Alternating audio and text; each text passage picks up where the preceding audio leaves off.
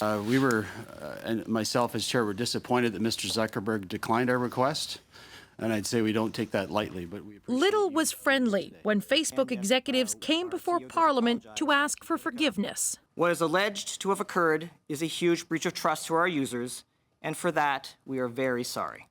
MPs grilled officials and even suggested Facebook may have broken Canada's privacy laws by failing to protect the private information of Canadian users.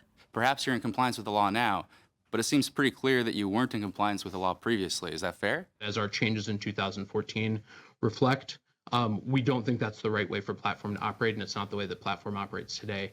About 622,000 Canadians are among the 87 million Facebook users who had their information shared without consent. The data, which may include private messages, was then allegedly used by Cambridge Analytica to try to influence the U.S. election. The question before our committee is Facebook needing regulation because you cannot be trusted to do the right thing with the personal information. Facebook says it is open to regulation and that it has improved its privacy policies, but it's now investigating whether more data breaches have happened in the past. We don't have firm answers on exactly what the scale of the problem is at this point, but it's something that we do need to undertake and that we're working to do expeditiously. They are in a situation where they have to rectify this.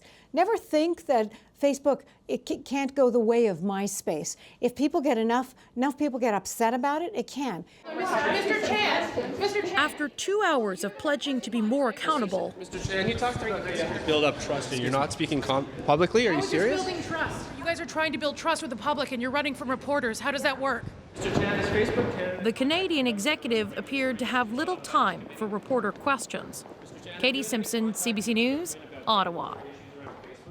Just over a week ago at hearings in Washington, Mark Zuckerberg seemed open to tougher European-style privacy rules, at least in spirit. Now a new EU law is coming into effect, a good time to measure Facebook's commitment.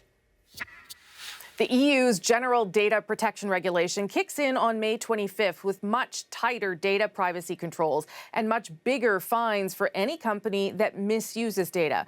Now, if that law were in effect today, it would cover close to 2 billion Facebook users.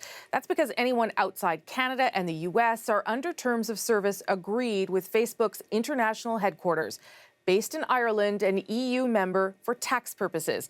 But Facebook now says it wants only European users to be covered by the GDPR, exempting some 1.5 billion users from Africa, Asia, Australia, and Latin America.